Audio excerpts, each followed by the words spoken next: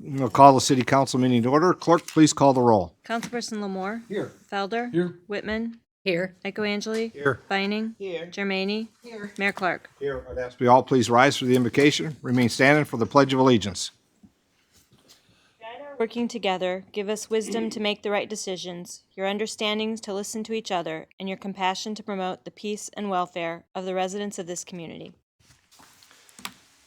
Pledge allegiance To the flag of the United States of America, and to the republic for which it stands, one nation, under God, indivisible, with liberty and justice for all.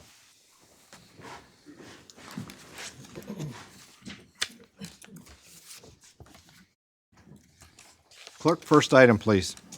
The first item is amendments to the agenda. Thank you. Mr. Pastou or Mr. Buds, I think there's a comment here.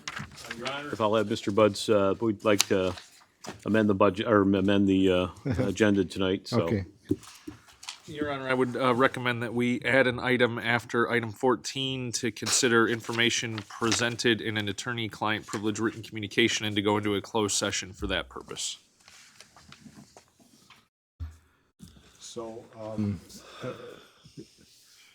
I'm sorry, again, it's closed session for, Consideration of information presented in an attorney-client privileged written communication. Of course, you have to make it difficult. And where would you like that, at the end of the agenda? Yes, after item 14. Or I'll make a motion to amend the agenda to include after item citizen comments, that we go into closed session to review correspondence, attorney-client privilege. Second. Motion by Councilman Echoangeli, supported by Councilman Lamore, to add that item to the agenda. Clerk, please call the roll. Councilperson Lamore. Yes. Felder. Yes. Whitman. Yes. Echoangeli. Yes. Vining. Yes. Germaini. Yes. Mayor Clark. Yes. Next item, please. The next item is a presentation. Citizens' comments. Oh, sorry, citizen comments. I was moving right along.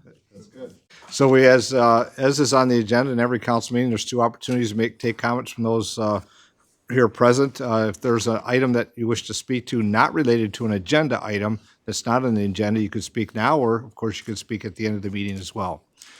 Just be mindful, as the rules of the chamber and time frame, we look to keep comments to 3 minutes so we can make sure we hear from everybody that may want to speak to that. Is there anybody here this evening that wishes to make comments not related to an agenda item? Yes, sir. Just the podium, the mic is on, I think. Mm-hmm. Okay, and name and address, please. My name is Robert Kitson. I live at 450 Mason Run Boulevard. Okay. So I appreciate the council's taking this up here. What my concern is, I have a couple concerns is, can you pass that off for me, please? If you could hand them to the clerk, and she'll pass them along to us. Thank you. So one problem in my subdivision is the last development in my subdivision was done in 2008. So there's 24 vacant lots in my subdivision, and there are no sidewalks between the houses that don't have. Like, my house has a sidewalk. My neighbor's house, which is 4 lots away from me, has a sidewalk. But my son has to walk to Noble from my house and has to walk in the middle of the street. So in that packet, there is a picture of, if there's a car parked on the street is so narrow because it's a boulevard. I feel it's unsafe for my child to walk in the middle of the street. So I've talked to the planning commission or the building commission, and they said that the city council could recommend to the builder that they put in the sidewalks that they have not finished. The second part of that is there's a house in our neighborhood that is done. Oh, it's shelled, I should say, but it's not completely done. That we are now getting, since we live close to the railroad tracks, we are getting people that are vagrant into that house. And so it's a safety concern to our neighborhood also. So we've asked that somehow we get that house finished. Because I read the rules, and the rules state that the house either has to be under a building permit or needs to be done, and it's neither. Okay. At this point. There is no permit anymore. The house is not done.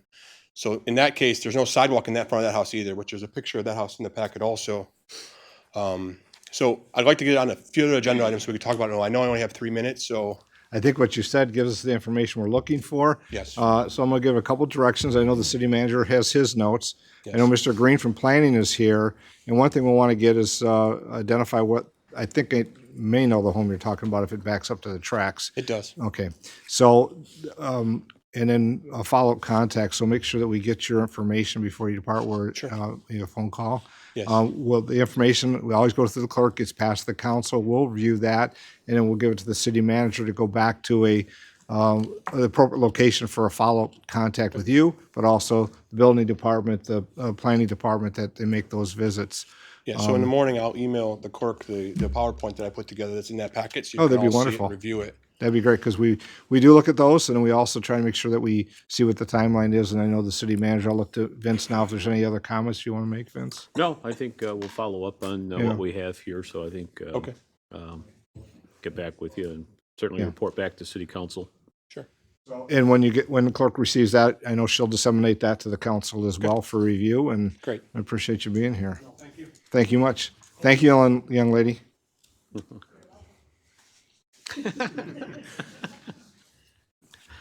Other comments from those present here this evening not related to an agenda item? Okay, seeing none. Clerk, next item, please. Now we have a presentation. Yes, we do.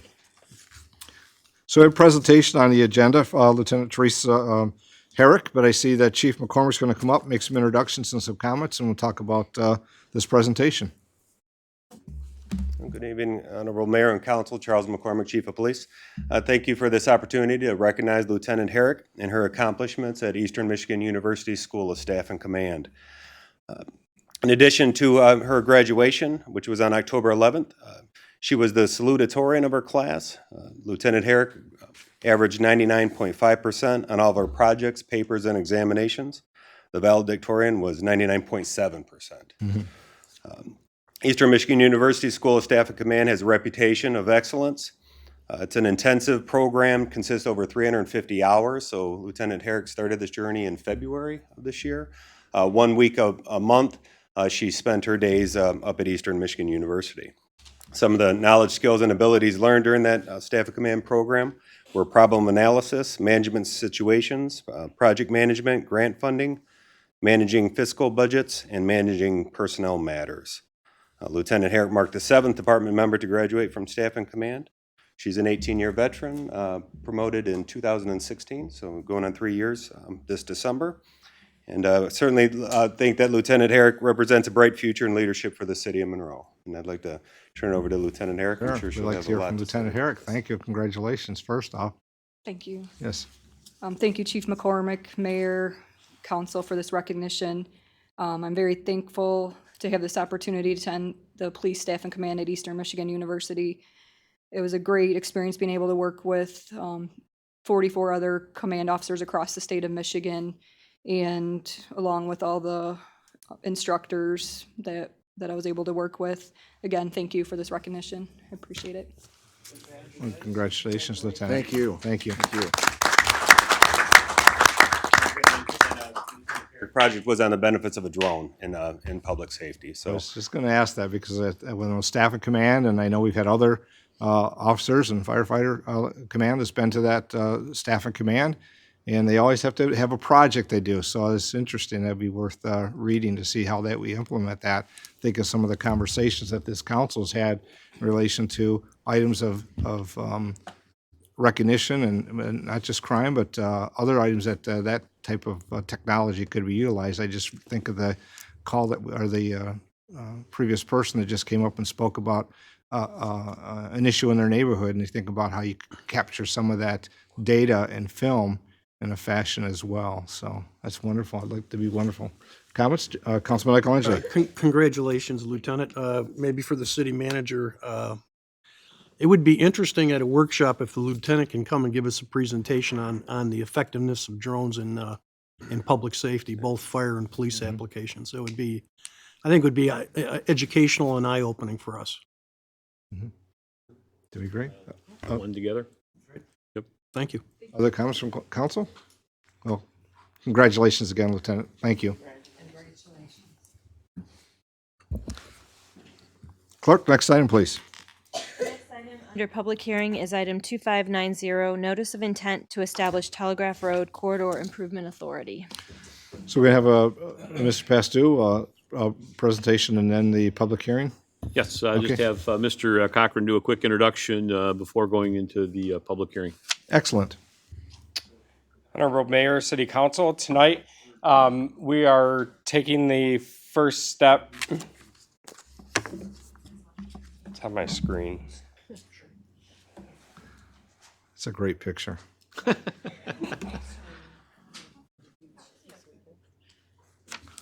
Hey, that's right. I forgot to tell you we're up. Sorry about that. We'll wing it. So tonight is the public hearing, the first step to establish the Telegraph Road Corridor Improvement Authority to implement the first recommendation from the Telegraph Road Corridor Improvement Plan. As such, there were about over 100 properties that were notified of the city's intent to hold this evening's public hearing. It was all the properties that were located along North Telegraph Road from Greenfield Avenue, which borders the former Lazy Boy headquarters site to the north, and then to the south, the city limits along 7th Street. We also were required by state law, and we posted the public hearing notice in 20 conspicuous and public locations along the corridor. So we appreciate the businesses' cooperation in posting that. So the clerk was able to get the map up on the screen, and so you'll see all the properties that are highlighted in blue are the properties that are proposed to be included in the development area. The pink is the building footprint. So the state law requires that a certain percentage of the square footage, building square footage along the corridor be designated as commercial. And so we added up the total square footage of all the building footprints along the corridor, and we meet the requirements. One item of note, this is a revised map that's on the screen. The previous map that was emailed and part of this evening's packet did not include one of the Lazy Boy parcels. It's the one to the north, immediately behind the pink building on the north side. The reason for that is that's the property that we were negotiating a 425 agreement with Frenchtown Township on. At the time when we sent the public hearing notices out, that property wasn't included in the city and it wasn't under the city's jurisdiction. Therefore, we couldn't include it in the establishment development area. And so we had some discussion today. I appreciate Councilman Felder reaching out, inquiring as to why that wasn't included. So now that the 425 agreement is in fact in place and that property is within the city's jurisdiction, next meeting we're going to request council to schedule another public hearing, serve notice on that property owner that it's our intent to include that property in the development area, and then we'll proceed with including it. And so after tonight, the next step is we have to wait 60 days before we can consider adoption of a resolution to formally establish the Corridor Improvement Authority in the development area. So we're targeting the first meeting in January for that to take place. Questions right off before for Mr. Cochran, then we'll go to the public hearing. Councilman Feller. I would just like to inquire as to the process of adding new properties and the requirements of zoning. I think there's a certain proportional amount that needs to be zoned a certain way, and just what that entails. So 80% of the properties that are in the Corridor Improvement Authority have to be zoned commercial and allow for mixed-use, high-density residential is a zoning requirement. If in the future we wanted to add additional properties like the one we talked about tonight, the other former Lazy Boy parcel, we will have to serve notice of at least 20 days of a public hearing, hold the public hearing, and wait 60 days before that property is included. So much like the process we're taking now. Does the territory have to be contiguous? I believe so, yes. Thank Yep. you.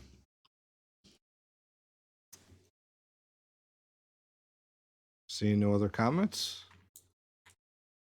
Thank you, Mr. Cochran. Thank you. Thank you for the presentation from the background information.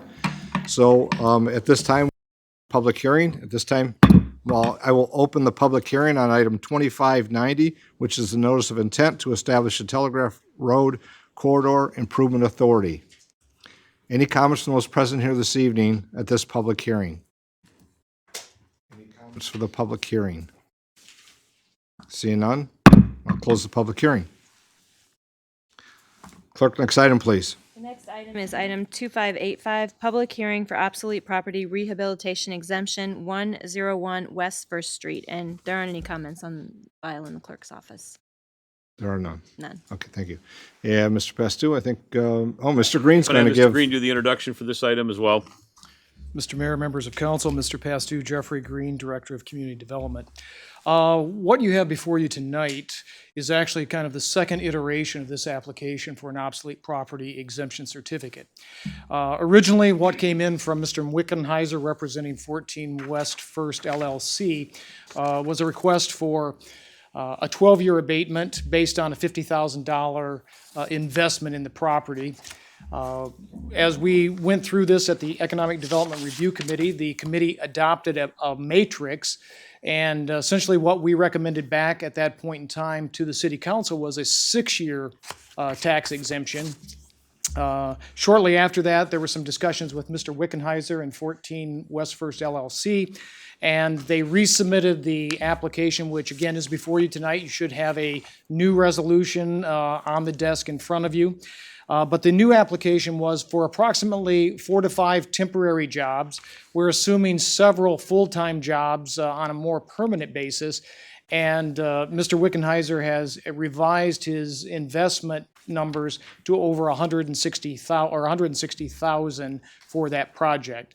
The EDRC met this morning, reviewed the application again, the revised application, using the matrix that we had put together, indicated, which kind of lined up with a 12-year recommendation for a tax exemption, and that's what's before you tonight, and that's the request that will be going before you a little bit later. But again, we think it's a substantial increase in the amount of investment. Again, a little unspecified as to the number of jobs that may be available, but we're seeing some temporary construction jobs as well as some part-time or some full-time jobs based on the cidery that's going to be in there. It's going to produce hard cider as well as a tasting room and a couple of other things related to public assembly and classes and things like that. So before we go to the public hearing, we'll see if there's questions from council for Mr. Green. I know that it was, as he said, a second information has been provided, and the new resolution has been provided to us at our seats. Any comments? Council Michelangelo. Your Honor, I didn't know if I should have my comments during the public hearing or when we talk about the resolution. I think if there's questions for Mr. Green, just, and then I think for him, and then I think we can do it in the public comment as well. Maybe it's a question or a clarification. Your discretion. Yeah, I'm fine now, and then that way we can have some comments about that. We can also put it within the public hearing aspect as well. I guess the comments I have are that we just finished a litigation with the same developer on another project in the downtown relative to areas of interpretation. And when we're talking a 12-year tax abatement on Oprah, the Downtown Development Authority nor the city is really going to see any taxable value increase off of this project. Although I do appreciate the investment that Mr. Wickenheiser is making on this project, I think that based on our past experience, I think rather than adopting a resolution and accepting the Oprah for 12 years, I would personally like to see a development agreement that's written by the city attorney and approved, or not approved, but presented to Mr. Wickenheiser, that discusses a couple of things I think that are important. First, the building is in the downtown in a National Register district, and as a result of that, the plans need to be reviewed by the Historic District Commission. That means that the plans have to be done in a way, not fluid, not changing. They have to be done by at least a licensed architect, and presented to the HDC for their review and their approval. I think we need to specify, for the benefit of the building department and for Mr. Wickenheiser, what building code this is going to be under. Is this going to be under the new construction, or is this going to be under the rehabilitation code? That was a problem last time. We need to be definitive. On both parties, need to understand what code is going to be applicable during this renovation.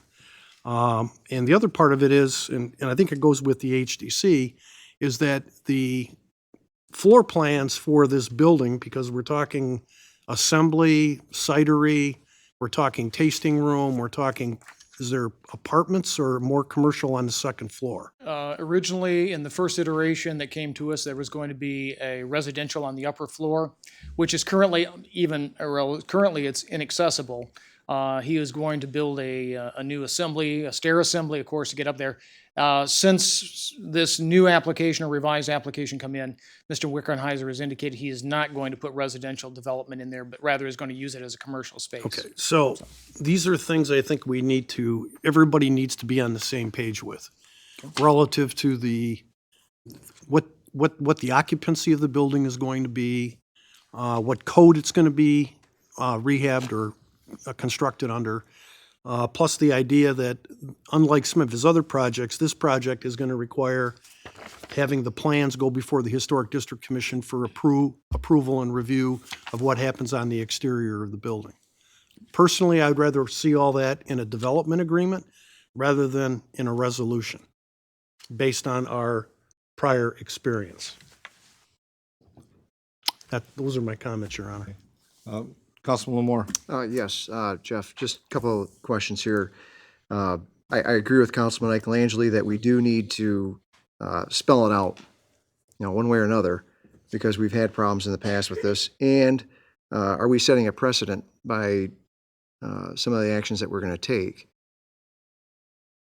Such as? Well, such as, are we going to allow this for other people to do as well downtown? How we're going to use the code. Is it going to be rehab or new build for other people based on what we're doing here? Typically, the building department, when we're able to meet with the developers that are coming in or new applicants, that's one of the first questions that come up is, what code are you going to use? We are recommending at this point, we've done some research, we're recommending the rehab code for buildings in the downtown. We think it's a better fit, but again, that would be up to the developer that comes in or the applicant that's going to do that. Where we run into problems is when we try to flip back and forth between codes. And when I say we, generally the developer will sometimes want to do that and looking for the most advantageous code that will help them. But once you pick a code, you really need to stay with it so that it can be followed through. So I don't think we're setting a precedent. I think it's something that we've been doing. But again, we're generally looking at rehab code as probably fitting better for development in the downtown with the historic buildings. Well, I know that sometimes we have an issue with it when there's a change of use. Yes. That's something that can be critical in the future for potential building owners trying to rehab their buildings. For a new code, as you know, requires the full fire suppression system versus doing a rehab, which is not as stringent. So that can make a big difference in the amount of buildings that are going to be rehabbed downtown. Yes. And that's the point I'm trying to make on this. Well, as far as setting a precedent. And some of those things don't really change between the rehab code and the building code. They are, their life safety issues are typically life safety issues regardless of the code. But again, the rehab code does provide greater flexibility for developers, which is what we're looking for. I think the building department, the community development department, city council, the city as a whole are looking to help and encourage development in the downtown. Agree 100%. Yes, thank you. So I was going to see if there's other comments. I don't see it at this time. Mr. Pastu, there might be a comment. Yes, Where Your we're Honor. If I may have City Attorney Matt Budds talk a little bit about the last paragraph in the resolution and some of the thought that went into its drafting. Very well.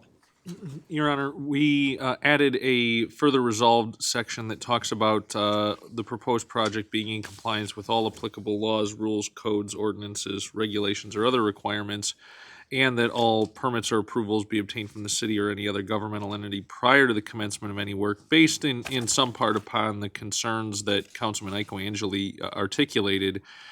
while I would oftentimes agree as far as a development agreement having value, I would say part of the problem in past litigation has been interpretation of a development agreement had been problematic. And here, I guess I'll give my own 2 cents that for this project, if this resolution were approved, it's the code that applies now. And if council will recall, part of the problem in past litigation has been if we articulate a particular code applying, what happens if there is a change in circumstances or something happens. And so candidly, I guess part of my view is the code applies at the time that you begin the project. The code is what the code is today.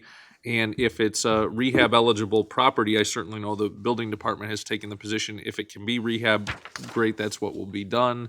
If it needs to be new build, then that's what will be done. And I guess that's my view as to where we stand at this point on that particular issue. Council Michelangelo.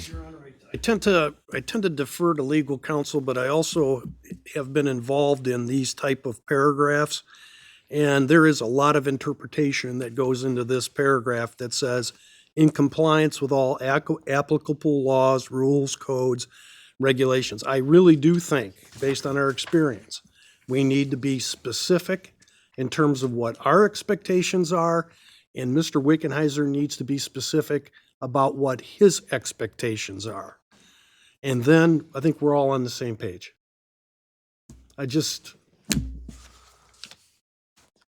Okay. I'll see if there's other council comments to this. If not, I think we'll move to the public hearing. Of course, this item is also on the agenda under council action, and some of the same discussion may come up at that point when it comes time for any action by council or any motions.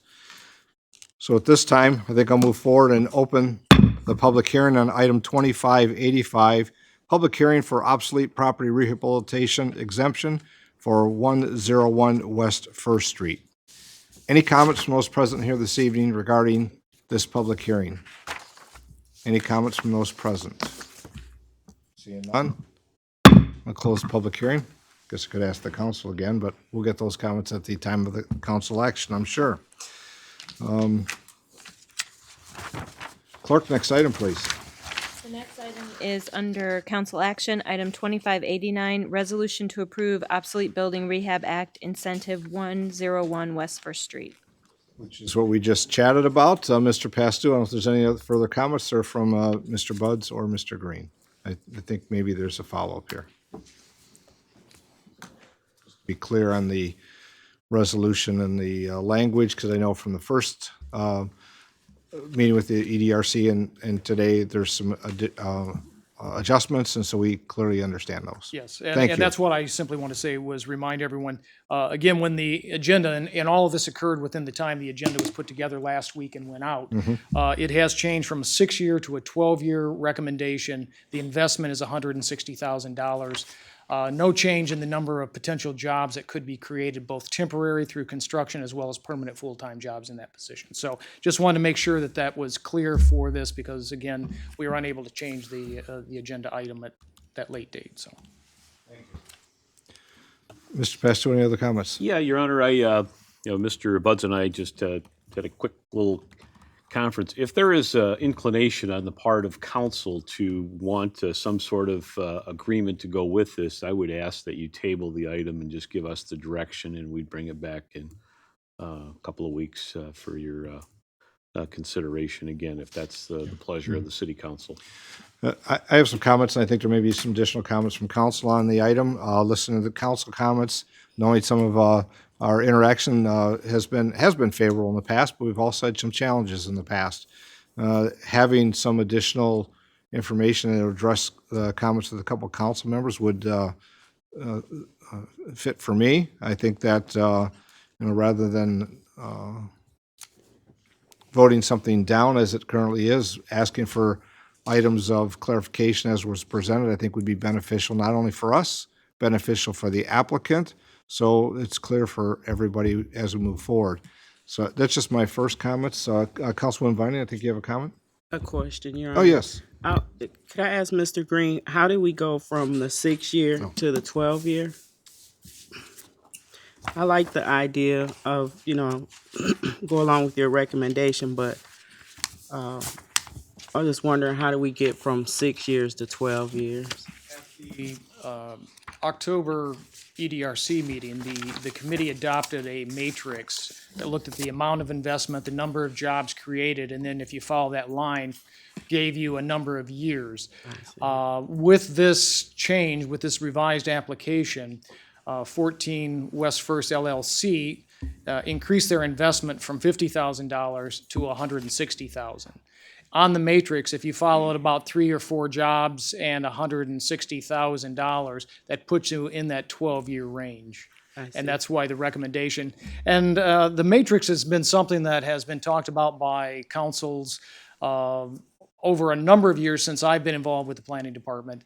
And it was never really developed. And this one came out, and it seems to work pretty well. It's pretty simple and comes out, but that's the basis of that change. Thank you. Other questions from council or comments? So Mr. Pastou has shared some thoughts about, because this is on for council action, but there are alternatives that council can take, obviously, motion to accept it, motion not to, or as Mr. Pastou said, there's opportunity to even table the item to get back some additional information if that'll help council along the way as well. So I'm open to a motion to start. And Your Honor, I'll make a motion that we table the resolution until the November 18th city council meeting, and in order to give the city administration and city attorney time to work out a letter of understanding or an agreement relative to this project with the applicant. Second. there's a motion by Councilman Michelangelo, supported by Councilman Lamore on item 2589 to table this item until the date, 18th. Okay, November 18th meeting. Thank you. Other comments? No? Okay. I guess my only comment was, I think a timeline on this work being done, is it going to inhibit? I don't believe there's a complication to the time of next meeting. I know we like to resolve things quickly, but I think given that, I'm looking to Mr. Green if there's any concerns or thoughts. He has 1 year once the application is approved, and he's looking at April of 20. I do recall reading that. Yeah, I do recall reading that now. Okay. Very good. With that, there is a motion to table in a second. Clerk, please call the roll. Councilperson Lamore? Yes. Felder? Yes. Whitman? Yes. Michaelangeli? Yes. Vining? Yes. Jermaine? Yes. Mayor Clark? Yes. Next item, please. The next item is item 2588, Topographic Survey Award for former Lazy Boy World Headquarters site. Mr. Pastou. Thank you, Your Honor. We're requesting city council approval for a proposal we received from Manick and Smith Group in the amount of $28,600 and encumber $33,000 related to the topographical survey of the site. This is part of the development that will be taking place in the first step, and so that the council understands, and the community in general, is that the developer will be fronting the money for this work, and in 2 weeks, you're going to be more than likely having a proposal related to the initial infrastructure development as well. So we're asking for council to get this approved tonight, and then we'll continue to move forward with this project. Thank you. Any questions for Mr. Pastou? No? Okay. With that, a motion. Councilman Lamore? Yes, sir. I'd like to make a motion that the attached survey proposed be awarded to the Manick and Smith Group in the amount of $28,600, that a total of $33,000 be encumbered to include a 15% contingency, that the Director of Engineering and Public Services, City Manager, or their designee be authorized to execute the agreement on behalf of the city, and that the Director of the Finance be authorized to set up any necessary accounts and make any necessary transfers. Second. Motion by Councilman Lamore, supported by Councilwoman Germaine on item 2588, the Topographic Survey Award. Clerk, please call the roll. Councilperson Lamore? Yes. Felder? Yes. Whitman? Yes. Michaelangeli? Yes. Vining? Yes. Jermaine? Yes. Mayor Clark? Yes. Next item, please. I'm sorry. Item 2586, Traffic Committee Minutes from October 23rd, 2019 meeting. Mr. Pastou, Thank you, Your Honor. City Administration's recommending council to approve a number of traffic control orders broken up into two different segments in the downtown. The first involving two traffic control orders on West Front, Riverside parking area, and then there's on-street parking changes related to the downtown master plan at 4 different locations in the downtown. The recommendations for the on-street parking changes has been reviewed by a downtown parking committee, as well as the DDA board, as well as the traffic and safety committee, and is consistent with the direction of the downtown master plan. The 4 on-street changes that are recommended are all fairly low-yield parking meters, all generating less than $30 per month, and the sense of it is that this is probably the ones to start with going forward. Certainly, if you have any questions, Mr. Lewis has got a PowerPoint to pinpoint some of the areas if you have any questions. Thank you. I know Mr. Lewis is here as well from those items. Any questions from council or comments? There's 3. I'm going right down the row here. I'll start with Councilwoman Germaini. Mr. Pastor, item or the traffic control order 167012. Can you give me some history on why that was proposed?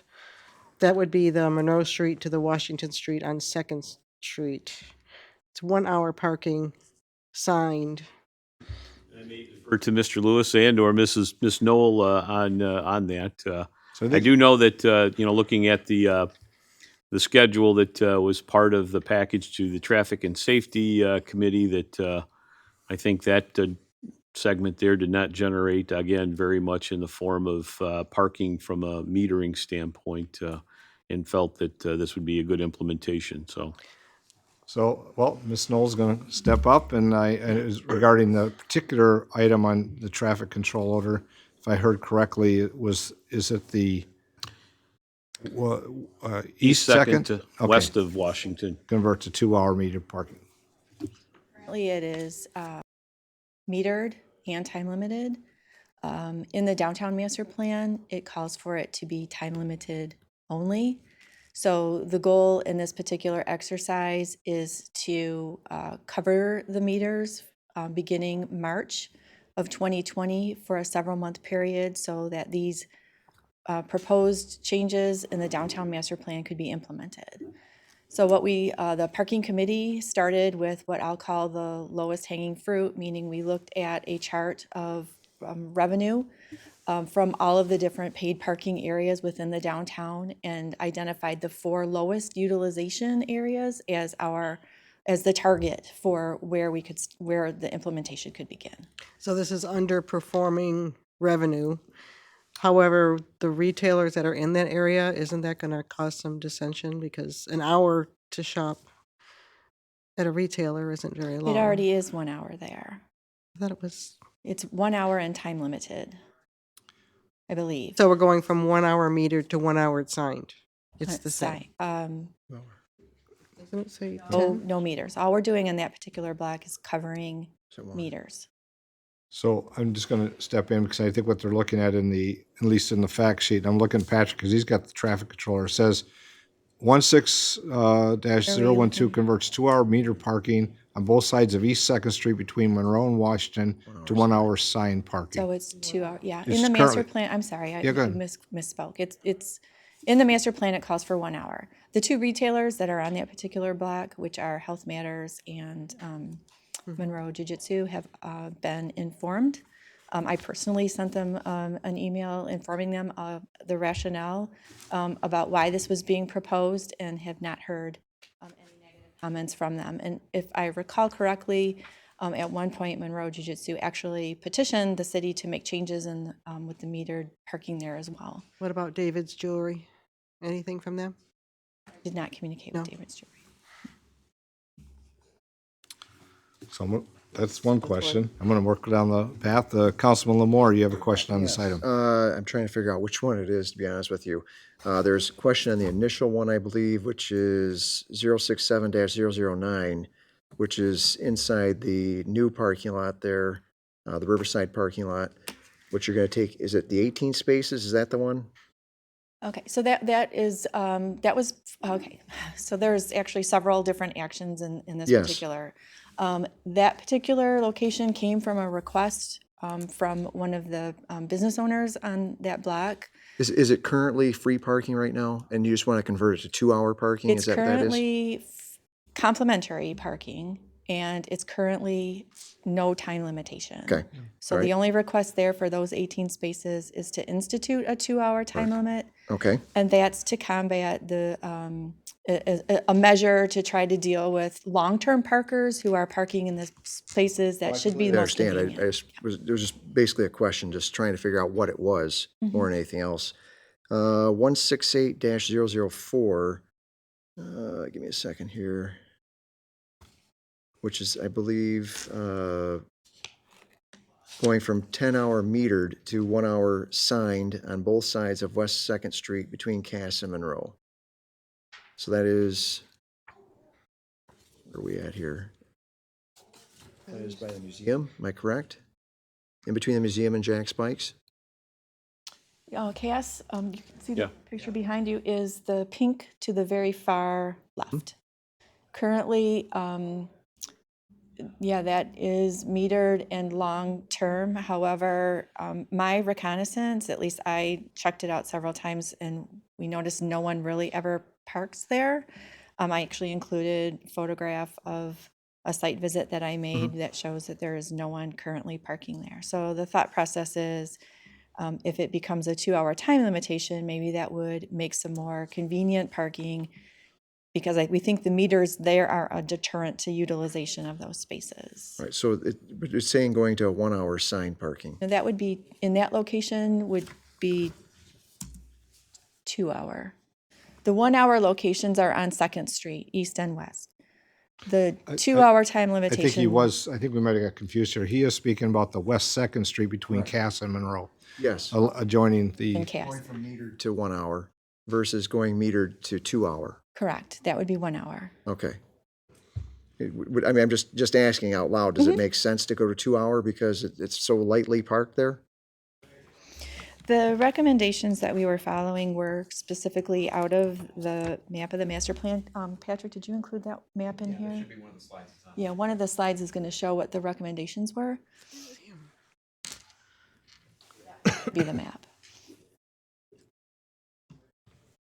And so anywhere there's purple, they've recommended that to be 1 hour. Anywhere there is pink, they've recommended that to be 2-hour. And anywhere where there is green, they've recommended that to be unlimited. Unlimited. And again, this would be a way to introduce a change. Sure. And have an evaluation period before it would be permanently adopted. Sure, I'm not opposed, I'm just saying that I suppose it'd make a little more sense to, since it's such lightly parked there already, just, why not just make it 2-hour parking? Is that a huge ordeal to go from 1 to 2 on that? I wouldn't think so if that was the pleasure of council. We can always come back and evaluate it. But the key to it is just to start opening some of these Yeah. areas that are underutilized. Close out the meters. Yeah. I get it. Yeah. And the other consideration too, at least as far as these recommendations are concerned, is the 1 hour parking is really, you would locate in a place where you want to try to incur the most turnover that you can possibly get. Turnover is better for retailers. It's not necessarily better for everyone in uniformity, but for retailing, 1 hour generates enough turnover that you should be seeing more customers going into the retail locations. Yeah, I'm just thinking in the location of this particular area by the museum, you would encourage people to stay in the museum longer if you had 2-hour parking there. That's my only thoughts on that. That's it. Can I ask one more question? Or is Andrew next? Has a question, and I'll come back. Yeah, briefly. I'm looking now at packet page 49, where it discusses revenue of the current meters that are going to be taken out. It's about $12,000 in revenue a year, approximately. And this is where we're going to start and then progress from there and see how it goes. And I'm not opposed to the concept at all. I'm just wondering if it changes the economics on our parking enforcement strategy. Well, I think, from a, overall perspective, you want parking to be more convenient for the businesses. And in some ways, we may be creating impediments. And so it's not about the money all the time. It's about the parking management and how we can get people into the spots where it's much more convenient. At the end of the day, if we're losing, and I'm not sure it's quite that much, my other math was it's about $1,200 a year that with the four blocks that we're talking about, it's somewhere in that neighborhood because just summing them up, looking at, it's probably about $100 a month that we would lose in revenue for those four blocks there. Multiplied by 12, you're talking about $1,200 per year. Right. And if I may point out as well that there is the opportunity for the enforcement portion to offset some of the costs lost in the meters. So you may be Certainly it issuing does. And citations. now we actually make money on that. Our parking enforcement actually is a revenue generator. But if the numbers I'm looking at are at $2,859.50 per month for all the meters we want to remove. Well, just I don't think this is all of them. This is just, this is just some of the other 4. ones that you have in the downtown. Okay. So, yeah, just clarification, it might help. The chart that's on there on that page has the total list of a variety of locations. These are not all included within the traffic control order changes. And that's where the mix-up came in. So if you look at I'll say the 3 or 4 that are the lowest per month. Correct. If I look back here, it's $22.50, $24, $27.18. Those are the locations that are currently being We're on the addressed. same page now. Yeah, so you understand. I understand your question. But if we're moving in that direction, that might change the economics on It may. staffing Yeah, level. I think long-term. it's kind of an ongoing evaluation. This is where we're starting with the easy ones, and Right. if we continue to evaluate, we have to sit there and measure what we're charging, the time limits, and the enforcement that goes with it as well, and even some ways the technology that we use. I mean, that's certainly an issue coming down the road as well. So. This is just kind of a start, I think, and we'll continue the I'm evaluation. not saying it's not worth doing. What's that? And again, I'm not saying it's not worth doing. And of course, we have a person that goes around and collects the coins and that figure. So it's a multifaceted, I'll say, kind of a problem of math, but at the same time, how much there is this plus the efforts and that. Councilman Michelangelo has a question, then I'm going to come back to Councilman Lamont and Councilman Jermaine. Conceptually, the way the map is set up, based on the master plan, is that the closer you are into the core of the downtown, the Last time. the amount of turnover increases. So when you're in the core, it's 1 hour. You're a block away, it's 2 hour. Then you're unlimited.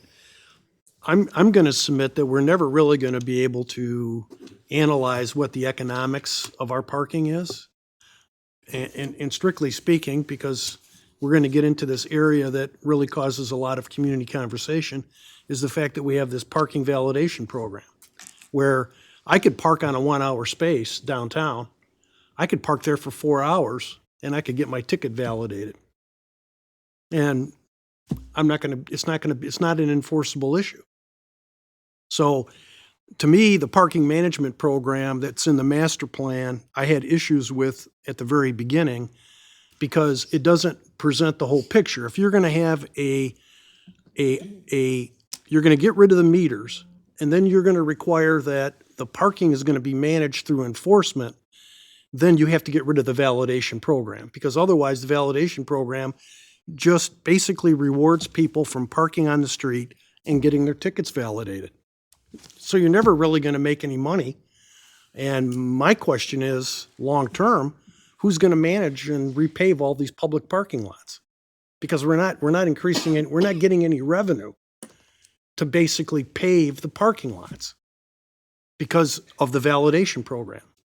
Now, I'm going back that when we had the building authority manage the parking back in the 80s, the city was bringing in almost $100,000 a year in parking revenues. Okay? And then that money was banked and then used to resurface the parking lots. But we're not getting that revenue now. I mean, the city manager says we're getting maybe $30 a meter and $1,200 here and $1,200 there. You can't have it both ways. You cannot have a public parking system where you have 1 hour parking on the street, and then at the same time, have this validation program where people can walk into a store and get their ticket validated so they don't have to pay a fine. You just can't have it both ways. The parking management system, I think, has to be a little bit more thoroughly thought out relative to how we're going to manage it and how we're going to enforce it and how we're going to bring revenue in. And so that's the missing piece right now. Councilman Lamore? Yeah, being a business owner downtown, I can tell you that I validate tickets, number one. Number two, I have customers that are in my business more than an hour at a time, and as it stands right now, I believe out in front of my store, it is an hour limit. And I'm not the only one down the street that's, Jones for Men. I'm sure he has people that are there past an hour. So from that perspective, it is a good thing to have something to offer them to stay a little longer. And if I may, sorry. Go, Part of I know this, I'm gonna just make a comment. We're here on the action on the items presented. I think the conversation's good. I think now I'll have some comments also. I think now's the time to have that front up comment. But Mr. Pastou, and then I think Councilman Viney has a comment too. part of it is this is just the first step, I think, in looking at, Right. the broader parking plan that we ultimately will have. I do think that technology is going to drive a lot of what we do in the future. We do have a dated coin system, and certainly many of the things that you can use with these electronic kiosks and on-street meters, as far as individuals using their apps to control that. I know communities that basically you can, I'll use Birmingham. You go into different parking locations. The first 2 hours are free. And some of their, so part of this is just kind of an implementation, and I think part of it is, as we evaluate going further, that certainly the technology end of it is going to be a critical element of how we find our way to the finish for this parking management. But technology will play an important role. Councilman Viney. So, like somebody mentioned, we have to decide if it's all about the revenue or is it about increasing business in the downtown. Also, we can't forget residents who live in the downtown. I've had family members who live in the downtown who got just a horrible amount of parking tickets all the time. Me personally, I feel like every time I come downtown, I get a ticket because I'm in here going on and on and on.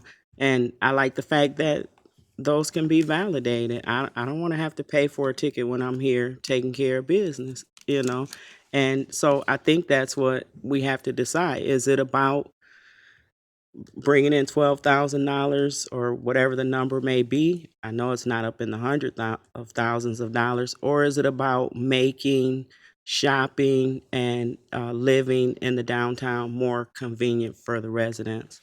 I'd like to see some relief for the shoppers, the business owners, and the residents. So I guess, we have to decide what's more important, those few $1,000s or convenience for the citizens. That's my comment. So I'll make some comments because I think we're really having a broad discussion. I see this as a topic for the council at a work session of really talking about comprehensive overall. We have the master plan. These are some, I'll say, lower from an income side, lower items that aren't generate the revenue. When you talk about having to collect the coins and then paying the staff, and that is probably not feasible that these continue as they are. So this is what the recommendations came out of the master plan. As far as the validation, I think you can see both sides of it, where it has value and where it has complications. The first complication is not all businesses downtown support the validation program. Therefore, they don't take validations at their doors and they send it down the street to somebody else that does. If a validation program of whatever kind it is going to have to work, it has to include everybody. The residents, I do appreciate the fact we have many downtown apartments, but the landlords are not providing any form of parking for them. And then we would have all the residents parking downtown, and then you defeat the purpose of having space for those that are visiting for shopping or other reasons. As far as being a downtown resident, there's accommodations at certain times of the night or whatever can be, but during the daytime in the business, You're not going to have business people coming to businesses if the spots are retained by the residents. There's parking that has no cost that was within a reasonable distance that doesn't cause without parking out front. So I think that's a broad discussion, at least what's presented this evening. I think this is a start to what the master plan says, but also it's generating great conversation, I believe, that where we're going to have to go in the future. And I do believe technology, if we can validate by people collecting them and writing things off and sending them in, how many people touch that piece of paper before it gets validated and gets removed to the clerk's office who has consumption of time there? With the apps that are available and then technology, we have to look at down the road of how we're going to manage the parking that has a process of that and how it fits versus just taking tickets and validating them and keeping this in the same fashion. Because everything's at the back end. Everything's at the back end about validating citations instead of just in the front end is how do we manage the parking? And otherwise, we're just going to keep adding stacks at the other end, validating all the time. We'll never have an understanding of the revenue that's potential or the revenue that's necessary to do the infrastructure work that this is designed to pay for when it comes time to resurfacing parking lots or doing repairs. And therefore, if it's not coming from this, it's coming from the general fund, and we know that there's always challenges there. Those are my comments. I think if there's any other final ones, Councilwoman Lamore, and I'll come back to Councilwoman Germaini. Yeah, for Vince, I suppose, a la carte, or can we pick and choose how we're going to put this together? I think it's everything pretty much on this I approve, except for 168-004. I'd like to see that 2 hour versus 1 hour, only because it's proximity to the museum. I did have a comment about that, so maybe it's addressed my thought on that as well. I do think about the museum, and I know that those that go there probably is an hour is a short time because obviously there's a lot to see. At the same time, we're moving forward with an idea of what would be consistent applications. I'm looking at it, how it might blend in with the other nearbys. It's probably the only item that I'm concerned with, but if we don't change it, then we also have to continue the process of evaluating. And the best place to evaluate that would be go into the museum and ask, because I believe they do validate, what is the volume change since this has been there as far as people coming back in? But I'm open to other thoughts the council has. And Councilwoman Germaini, you asked this first. I know there's many comments from all the council members, but any other comments that you had? One simple question. Can you explain what police visitors only is and why it's only a half an hour? Is it to visit the police station and try to get work done? And what it is presently? I would assume so. Where is it on a photograph? For which?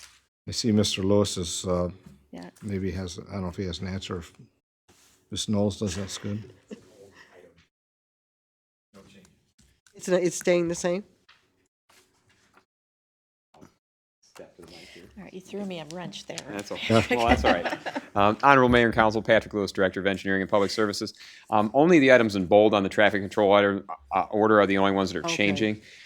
It's just been, we could probably have a whole separate discussion on exactly what spaces should be where in front of the police station. And I expect in the near future, we'll be looking at that area as part of a road resurfacing project anyway, but it's just the items as far as the time limit that are changing. The rest of it is the old order. I did it in kind of draft strike up mode so that you could see bold is new, strike through is old, that's going away. Thank you. So no change there from what it is currently. So at this point, this is up for council action on item 2586, traffic committee minutes, and the items are in front of us, and at this point, we'd be looking at some recommendation, or I should say, motion from council. That goes. Councilman Moore. Your Honor, I move that City Council place on file the minutes from the October 23rd, 2019 Mayor's Traffic Committee meeting and adopt traffic control orders 021-006, 067-009, 112-009, 167-012, item number 307-005, and if we could change 168-004 to have 2 hour versus 1 hour.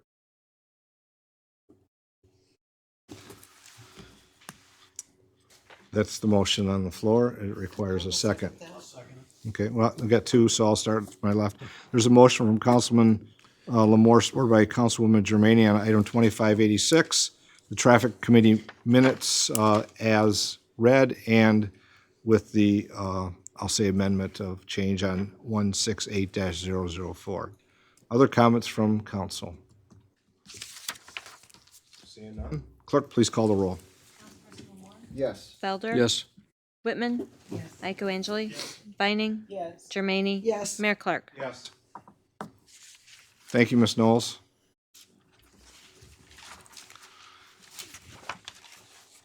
Clerk, next item, please. The next item is the consent agenda, and for item B, approval of payments, the amount should read $1,183,509.87, 1183509.87. Thank you. With that, is there an item on the consent agenda that council wishes to pull for further discussion? Being that there is one item. Well, there's two, counting the bills, got to pay those two. Seeing no items, is there any items on the consent agenda those present here this evening wish to have pulled for further discussion? Either of the two items. Seeing none, a motion will be in order. Councilman Felder. Motion that all items on the consent agenda be accepted, placed on file, and recommendations carried out. Second. Motion by Councilman Lamore, supported by, motion by Councilman Felder, supported by Councilman Lamore, that all items on the consent agenda be accepted, placed on file, and recommendations carried out. Clerk, please call the roll. Councilperson Lamore? Yes. Felder? Yes. Whitman? Yes. Iko Angeli? Yes. Vining? Yes. Germaini? Yes. Mayor Clark? Yes. On to council comments. It's November. Councilman Lamore. Thank you, Your Honor. First off, I'd like to congratulate Lieutenant Herrick on her accomplishment of graduating with her honors, tremendous honors. I can only wish to be that high of an honor. That's just extremely smart. And for her continuing her education to help better our city. I really appreciate that. Good luck to our local sports teams that are going through the playoffs right now. And on a negative note, my initial comments on the West 7th Street construction, the conversion from two-way to one-way. I went and inspected those yesterday, looked at them. The parking bays, in my opinion, look horrible. Instead of restoring the former essence of the neighborhood, we took out 7 to 8 full-grown trees to accommodate the bays, as well as the terrace area of many of the homes on West 7th.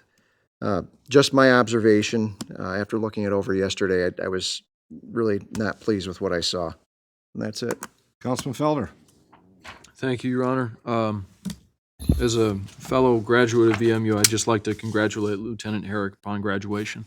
That's certainly incredible. Really excited for the Telegraph Corridor project to move forward. Some incredible opportunities for growth out there, and I think it's going to really set the framework on how we put up the foundations around that project in the growth that can occur there. And then lastly, the election is tomorrow. Please make the time. Thank you. Thank you. Councilwoman Whitman. I actually have no comments. Everything I was going to say has been said. So, I hope everyone does go out and vote. And I am very proud of Lieutenant Herrick.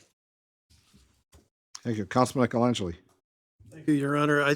The one thing I'd like the city administration and maybe the Economic Development Review Committee to take a look at is the adjusting the matrix on the Oprahs to increase it to higher thresholds. I think having the highest maximum amount of $200,000 of construction cost and getting a 12-year tax abatement, we should be looking at 12-year tax abatements for projects that are bringing in, that are, in the close to the $1 million range. So I think the thresholds on the matrix need to be changed. And I'm saying that in light of a couple things. One, downtowns are becoming more popular for developers to rehabilitate the properties. That's where a lot of the remaining incentives are.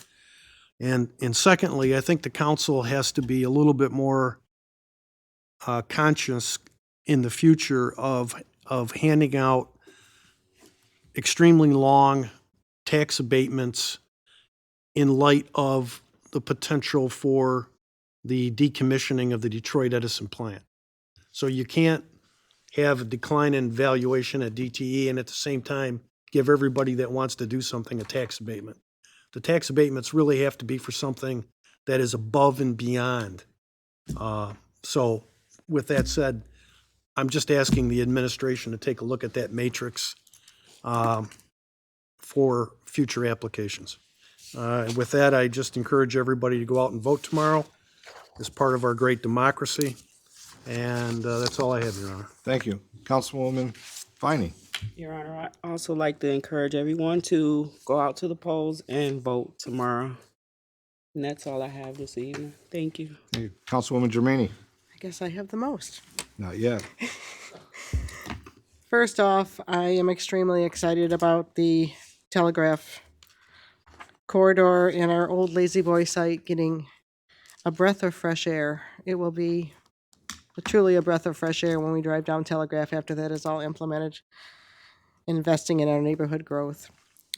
Secondly, I went to a presentation last week at the college from the Monroe County Business Development Corporation. There was a presentation on passenger rails stopping in Monroe, and it's extremely exciting to me. I see the opportunities for our city. Imagine going to the airport, not having to drive your car and park, go to Ann Arbor to the Ann Arbor Street Fair and not have to deal with a vehicle. And being in the transportation business is also exciting for me because I'm sure that we'll become part of that as well. But it's truly an opportunity for our city to increase our revenue, increase jobs, and change the landscape of our city. So I look forward to all that. Hopefully it will come to fruition. Thank you. And get out and vote, please. That's all.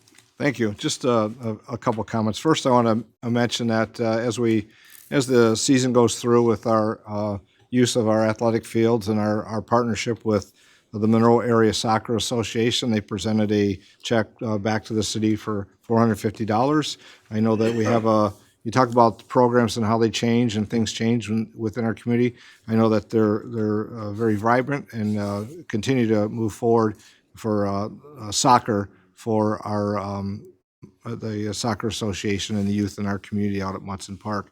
Plus the tournaments, I think the last one brought in over 100 teams. So just want to thank them for their participation with us and continued successes. Next comment is Veterans Day will be coming up before our next meeting, which is on Monday, November 11th, next Monday. First item, City Hall will be closed for those that, for your awareness. But also on Veterans Day out at Veterans Park on North Custer, there will be a flagpole dedication. We heard that at our last meeting, thanking the city and others for their support of the new flagpoles out there. That'll be at 7 to 7:30 p.m. at Veterans Park on November 11th. As others, I'll say it is voting for Election Day tomorrow. Please, the importance of being there to vote, please ask that you, all the residents that are registered to vote, do so. Earlier this morning, or this afternoon, this evening, I should say, sorry, I'll get there. We had, I want to recognize that the Student Advisory Council is starting again this year. Students from Monroe Public Schools and St. Mary's Catholic Central coming back together. We'll see what project they work. They've had one meeting so far. I know Mark Cochran and I know Michelle, our Clerk Treasurer LaVoice, participant as well, and our Communications Director, Jody Egan. So we did have one student here this evening that wanted to come for after the first meeting just to attend, and we went probably longer than we probably anticipated, but Ryan Cooley from Monroe Schools was here today. So I'm sure we'll be seeing them yet again here soon. Those are my comments for this evening. Lavoy. Yes, I have a couple. First up, I'm pulling up a screenshot from our website, city website, where now residents can go and enter their address, and it's tied in with our mapping system, and they can they can put their address in, and if it works,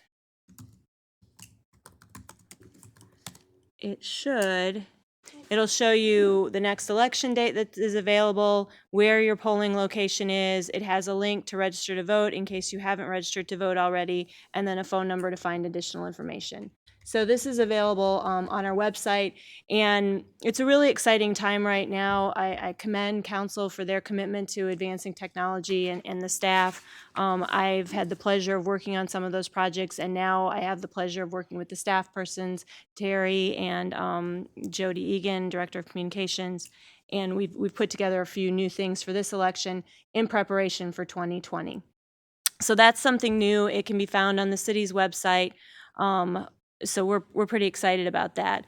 Also, speaking of technology, tomorrow evening, I'm really pleased about this. We're retiring the whiteboard from City Council election results, and we are going to be projecting the results here in council chambers onto our new monitors, and that will allow us to tie in with MPACT, who is going to be able to project, put the election results on MPACT, and then Ms. Egan will be able to then put that information on the city website. So we're going to have, it's going to be really nice. I mean, it's taken about 5 or 6 years. It's my time here, but we finally will have results from the elections available on the website for anyone who wants to go there to take a look at them. They will be broken down by precinct, so folks will be able to see what the vote results were in each precinct, and that will be there and that's the beginning of a build out we're going to do on the website where it'll take a little time, but you'll eventually be able to go back to past city elections and see election results. So that history will be there rather than having to call the clerk's office. So those are just some of the technology advances that we've been able to do, and I really appreciate the partnerships here within City Hall to do that. Additionally, I just wanted to remind everyone that tomorrow is Election Day, as has been mentioned. We are open beginning at 7 a.m. at the polling locations. We will close at 8 p.m. Just a couple things to remember. Everything goes faster if you bring your picture ID. So please do that. If you don't, we will ask you to sign an affidavit of identity, and we'll walk you through that. But picture ID is really best, but no one will be turned away necessarily automatically if they don't have it. We'll just have to take additional steps because we want to have secure elections. I also wanted to remind everyone that voter registration, because of the passage of Proposition 3 in November of 18, is available. So for the first time here, you will be able to register on Election Day and then vote. And again, that's something that has very specific guidelines because we want to make sure that that's safe and secure. So if you want to register to vote tomorrow, make sure you come down to City Hall and come to the clerk's office. You will not be allowed to register in a precinct because we have steps that we need to take. So just keep that in mind. And I think that's it. 734-384-9140 is the clerk's office phone number. There's also information available online. But the quickest way, if you need to talk to somebody, is call 734-384-9140, and we'll be answering the phones beginning at 7 a.m. And that's all I have. Thank you. I think it's great looking at the technology that's being implemented by the clerk's office, and it'll be interesting tomorrow here in the council chambers to be able to see results electronically as it moves forward. So my appreciation, I know councils as well is utilizing the staff available. And I should mention, if your honor will give me just one more moment, we work as quickly as we can. The polls close at 8 o'clock. I would think the earliest we're going to see results is probably 8:30 at the earliest, because the election inspectors have to get everything closed properly before they can start reporting results. So if everyone will bear with us, we'll move as fast as we can tomorrow night. Thank you. Mr. Pastou.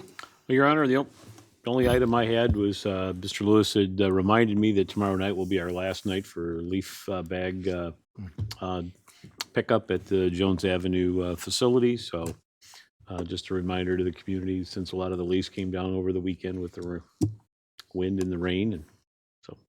Very good. So, I say, any comments from those present here this evening? Any final comments from those present? Seeing none, we need a motion. Your Honor, I make a motion that we go into closed session regarding attorney-client privilege communication. Motion by Councilman Michelangelo, supported by Councilman Lamore. Go into closed executive session for the reasons stated. Clerk, please call the roll.